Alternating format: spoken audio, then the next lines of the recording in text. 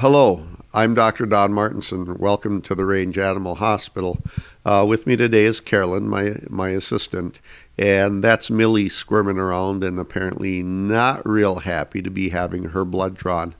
Millie is going to be spayed today, and before, of course, we're going to take her to anesthesia and surgery. She's had her physical exam, and we're now going to get a few blood tests and make sure that she's okay. Carolyn's going to do a few simple blood tests, and Millie is a young dog. There's no reason for us to do exhaustive panels, but we want to make sure her blood is okay. Young dogs do have a tendency to have worms, and as a result of those worms might have a low hemoglobin level, and that is of course not acceptable for surgery. A couple of other things we're going to be looking at is how her liver is functioning and how her kidneys are functioning, and just making sure that she has a normal amount of protein in her blood, along with the amount of hemoglobin that she needs for her blood to carry oxygen to all of her tissues. While Millie is in surgery, she'll of course be on monitors looking at how well her blood is carrying its oxygen to all its tissues, and monitoring a whole bunch of other things. We'll get to that in a minute, but for the meantime, we just want to make sure that she's healthy and happy and is going to be able to tolerate the anesthesia and the surgery. Carolyn's just about finishing up with the tests, and she is going to report to me that everything is okay, and we're going to be taking Millie to anesthesia right now. As you can see, Millie is still being wiggly and not terribly happy to be here. We are now in the operating room, and Millie has been sedated, not showing real well, and very soon we're going to inject her with her anesthetic. And I'm using a combination of two different anesthetics, and it's very, very fast acting. And she will be falling asleep really within seconds of the injection.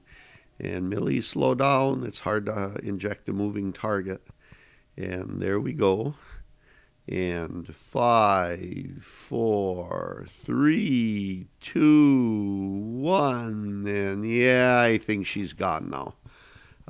That is how quickly it acts. As soon as it gets through her vessels and through her heart and is pumped up into her brain, the brain immediately falls asleep. And now what I'm going to do is I'm going to insert an endotracheal tube right into her trachea. And what that will do is allow us to give her oxygen and gas anesthetic for the rest of her procedure. The injectable anesthesia is only going to keep her asleep for probably about 10 minutes. And in that period of time, then the gas anesthesia will take over, and that will provide most of her anesthesia for the surgery. We will soon be hooking her up to the gas. We'll get her positioned in the V trough. Of course, she's going to lay on a nice blanket, and those hoses connect to the anesthetic machine, and they will provide her with oxygen and anesthetic for the rest of the procedure.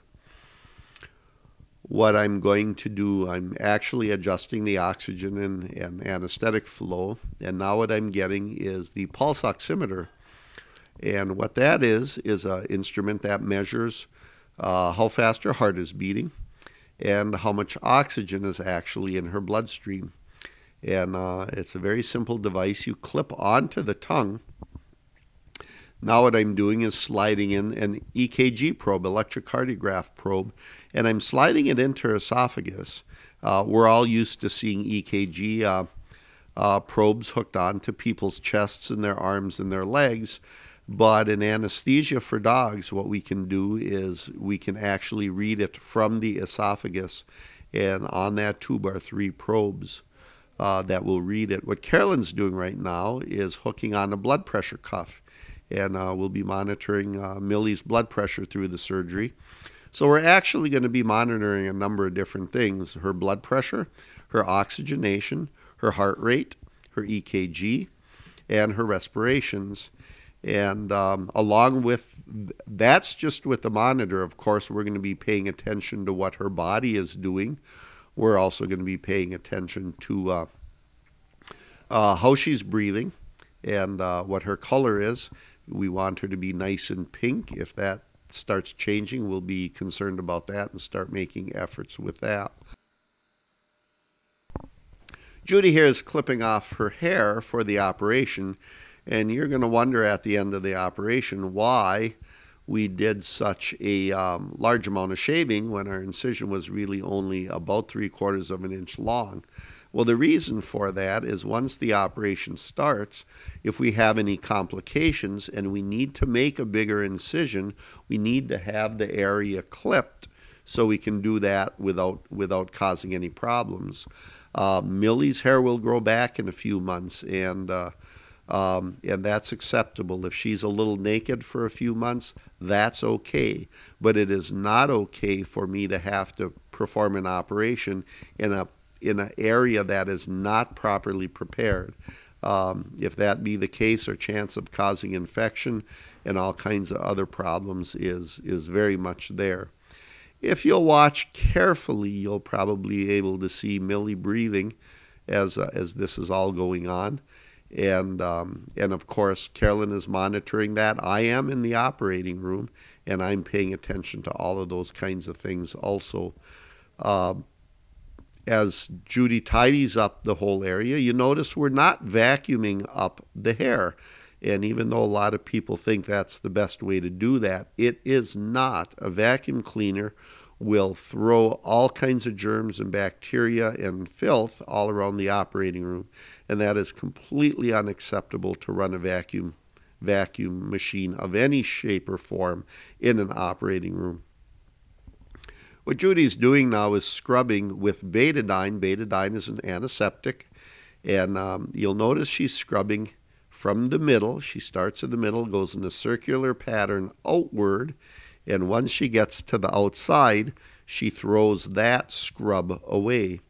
She's switching back and forth between alcohol and the betadine, and that will do a really nice job of disinfecting her area. Minimum numbers of scrubs are 6 to 8. And depending if the dog happens to be a little bit dirty, has been rolling in the mud, in the dirt, in the grime, we may do many, many more than that, just to make sure we're down to absolutely bare skin and properly disinfected skin.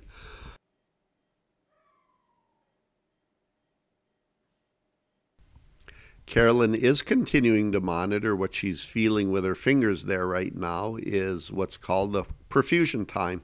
And what she did is she pinched the gum or the lip and then quickly released and watched how quickly the color came back.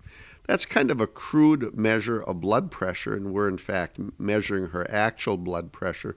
But it's just one of those other things that's very inexpensive to run. In fact, it's free, and it does give you some information that you can use. Judy's finishing up scrubbing here, and in just a short while we will be beginning the operation.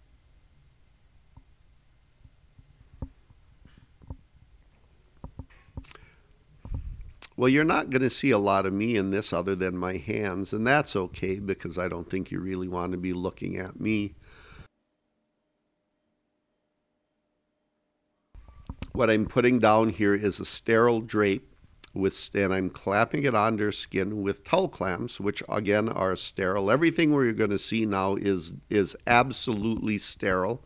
It has gone through an autoclave, which is actually a pressure cooker, which cooks any germs, bacteria, viruses, funguses, whatever, to death. And it kills everything that's involved in maybe on the instruments or the gauze sponges we're going to use, or possibly the drapes that we're going to use. I've made the incision. I've cut down through the skin, and now with the instrument that's in my right hand, which is a scissor, I'm separating the fat layer beneath the skin, and there I've cut through the body wall, And now I'm cutting through the final layer into the abdomen itself, the peritoneum. We now have a hole directly into the abdomen. I'm getting there in my left hand is an instrument called a spay hook. What it is a long instrument with a little hook on the end. It's a blunt hook. And I'm reaching down into the side of the body where Millie's left uterus is. And I'm going to attempt to grab onto it and elevate it up into the incision so I can go ahead and remove it and the ovaries. Now what I'm tugging up there that's bubbling up and kind of getting in my way is called omentum. It's a sheet of fatty tissue, and it's all over in the belly, and it very often in these procedures kind of gets in your way. You pull it up, you look at it, you find out, no, that is omentum. It's not attached to the uterus. And then you stuff it back in to get it back out of your way. And sometimes it takes several attempts to find the uterus. But Millie hasn't been spayed, so we know there's a uterus in there. And we just keep working at it very gently, trying to lift out, knowing exactly where it is, but trying to grab onto it and lift it out. Again, I think we have momentum there. Yeah, we do. Let's stuff it back in. It doesn't belong in our way outside. It's just getting in our way. When I get it pushed back in, you'll probably see me push it over to Millie's right side with that instrument right there. Again, I'll take my spay hook and attempt to reach down to her left side of her body, very much near her backbone, and again see what we're getting. Are we going to be lucky this time? No, it doesn't look like we are. Well, I look around, keep hunting for it. Let's look at the monitor and see what is going on with Millie. And this is a picture. This is a still picture from Millie's operation. The top green number, the 95, is telling us her heart rate. And that squiggly line running off to the left of there is actually her EKG. And that's a very normal looking EKG for a dog under anesthesia. That doesn't have us surprised or alarmed at all. We're very happy with what's going on there. That blue 97 tells us that 97% of her hemoglobin is oxygenated. And that's what you and I probably are right now. So if Millie's under anesthesia and has that much oxygen in her system, and that's what we have, then Millie's in pretty good shape, and so are we. The yellow 6 tells us that she's breathing 6 times a minute, and for a dog under anesthesia, that's quite good. If you look terribly carefully, there's a red 101 about in the middle of the screen and on the far right. And that's her average blood pressure. And again, for a dog under anesthesia, 101 millimeters of mercury is a very good blood pressure. That 99.7 is her temperature. In the EKG probe going into her esophagus is also a temperature probe, and that's telling us that her temperature is 99.7. Now, normal in a dog is 101.5, so she has cooled off a tiny little bit during the operation, but this is going to be a short, brief operation, and that temperature is perfectly fine. If dogs are hypothermic, a little chilled for any extended period of time in an operation, that's just not a good thing, and we'll attempt to start warming their temperature with hot water bottles and things like that. Again, that's not the uterus, and we're stuffing things back in. We'll just keep gently working until we actually do find it, and sometimes we have to make a little bit bigger incision to be able to find it more easily. But I'm going to be patient here, and I think sooner or later we're going to get it out. Oh, another piece of omentum in our way. Let's push that back in. We don't need that in our way. Interestingly, all of the innards in a dog know where they belong. We don't need to put them back in any particular order. They will figure that all out. That's not anything I need to worry about when oh, yep, that's it. I found it. I'm now getting my finger around the uterus. I'm elevating the ovary out of the incision very carefully, tugging back and forth. I don't want to break anything that I don't want to break. And now I'm working at breaking down what's called the ovarian ligament. There's a tough ligament that holds the ovary up near the body, and there's a bunch of vessels in there that supply the ovary and the uterus with blood. And I've now broken that ligament down so I could get the ovary well out of the body. I'm now going to clamp off that ovarian ligament and those vessels, making sure that I have taken all of the ovary out. I don't want to leave any piece of it inside. I don't want to leave any piece of it with her. I've clamped off the uterus so it won't bleed. I've clamped off the ovarian vessel or the ovarian stump. And now I'm going to suture it. I'm going to use a suture called PDS. And PDS is a synthetic man-made material, but the body is able to absorb it. And in 6 or 8 weeks, it'll be all gone from Millie's body. Millie will be completely healed and nothing will be left behind. I'm doing a knot called a miller's knot. And the derivation of that word is grain millers. People who make flour and mill grain use it to tie sacks shut with. It's quick and easy, and it's a knot. Once you pull it tight, it keeps itself tight.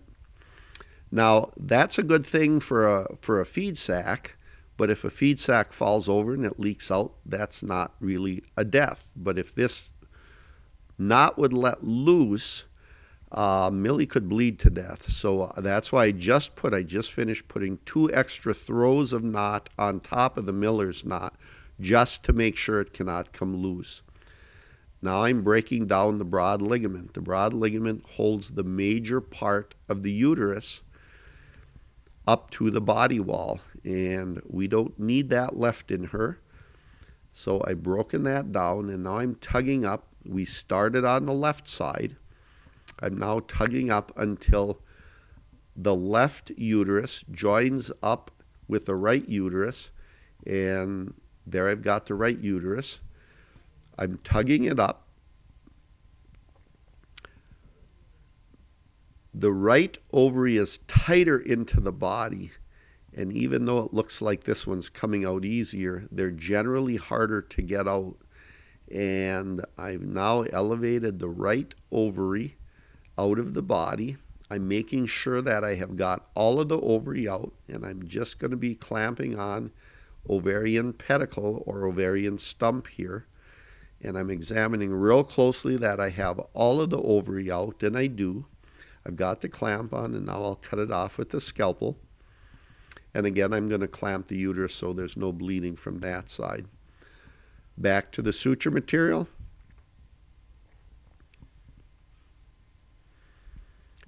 Back to my miller's knot, which I like very much.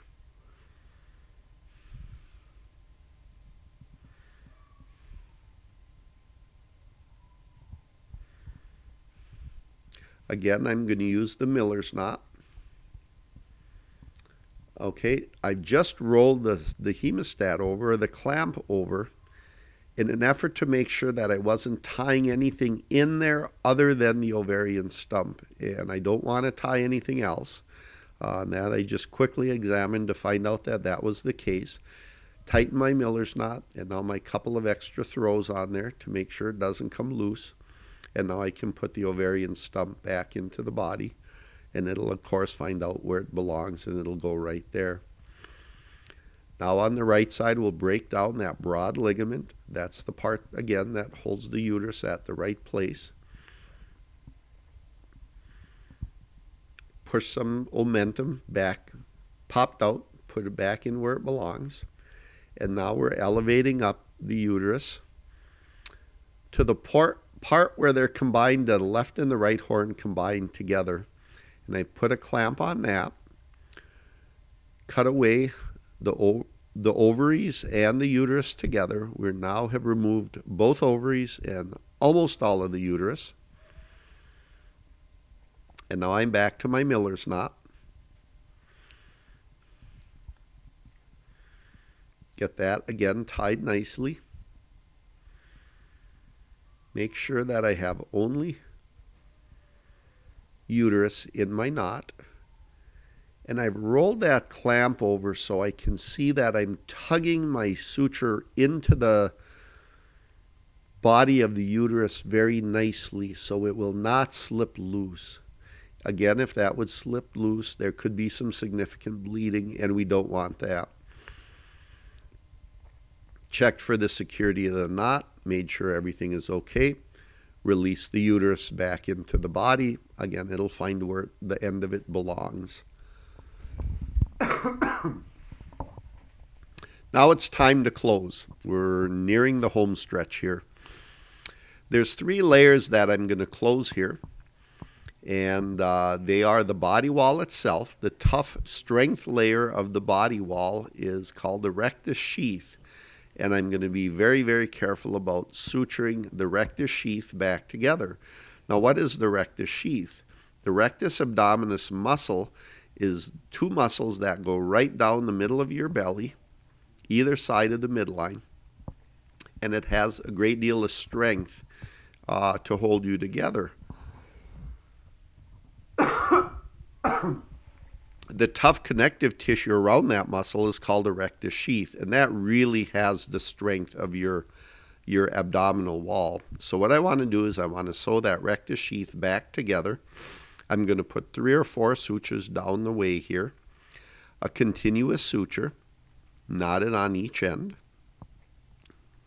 I'm going to make sure my knots are very carefully done, because if either one of those knots would let loose, we would lose 3 or 4 sutures by losing just 1 knot. So I'm going to very carefully tie that, make sure they're very tight.